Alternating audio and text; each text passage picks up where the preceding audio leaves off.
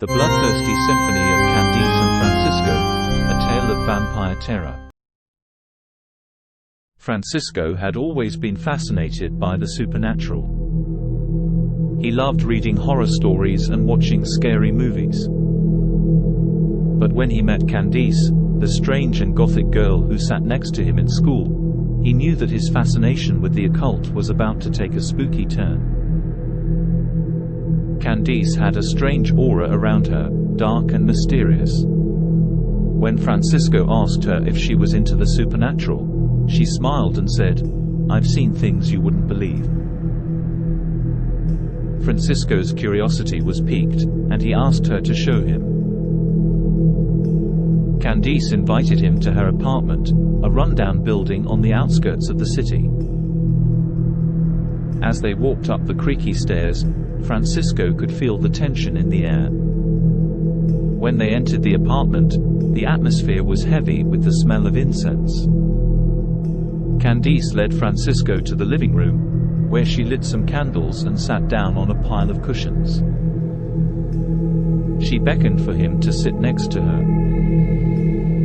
As they talked, Francisco couldn't help but feel an eerie presence in the room.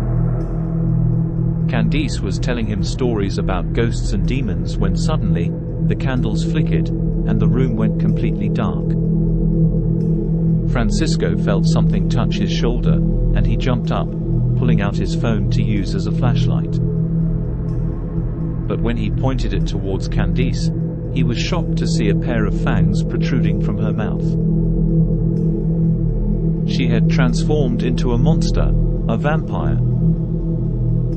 Francisco tried to run, but the room was now filled with several vampires who had come out from the darkness. They were all watching him with a predatory gleam in their eyes. Francisco was paralyzed with fear, and he knew he was in grave danger. One of the vampires, a tall and menacing figure, stepped forward and grabbed Francisco by the arm. "You're ours now," it snarled, baring its sharp fangs.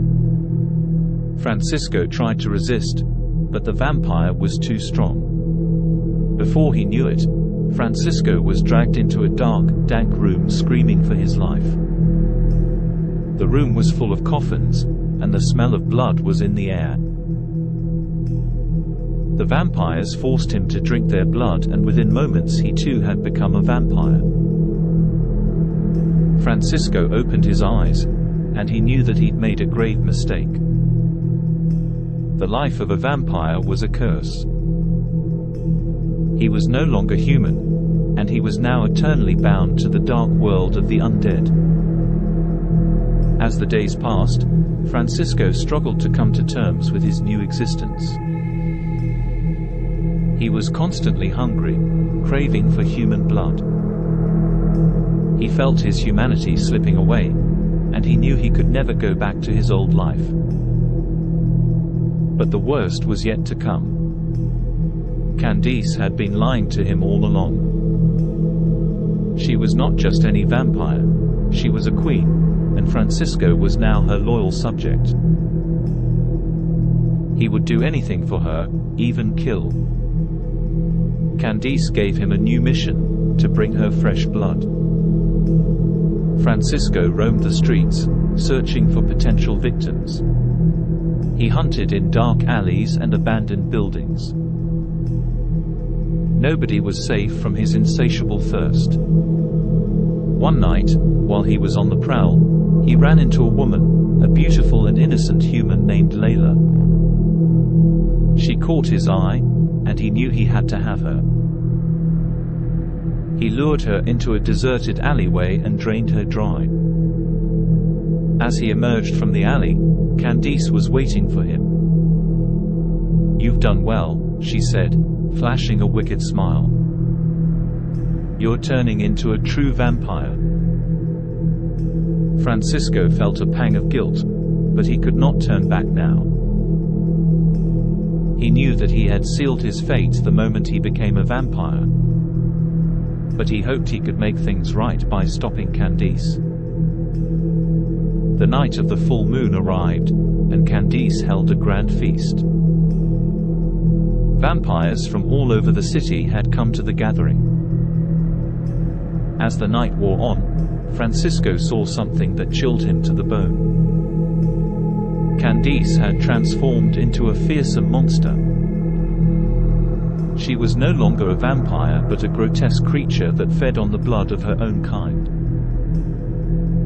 The other vampires were petrified, but Francisco knew he had to do something.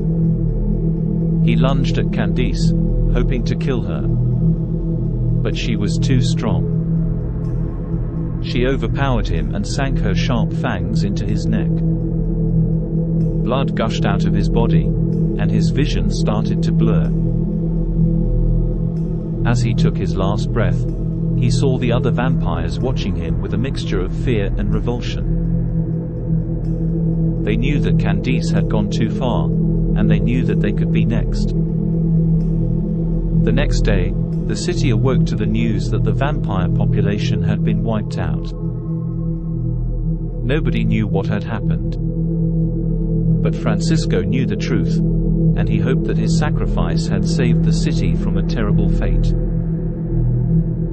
In the end, Francisco had realized that his fascination with the supernatural had led him down a dark and terrifying path.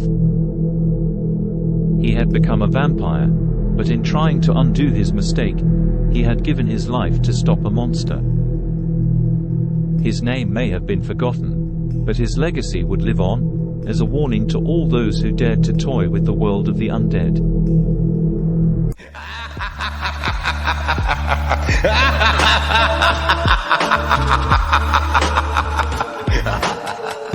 Thanks for watching.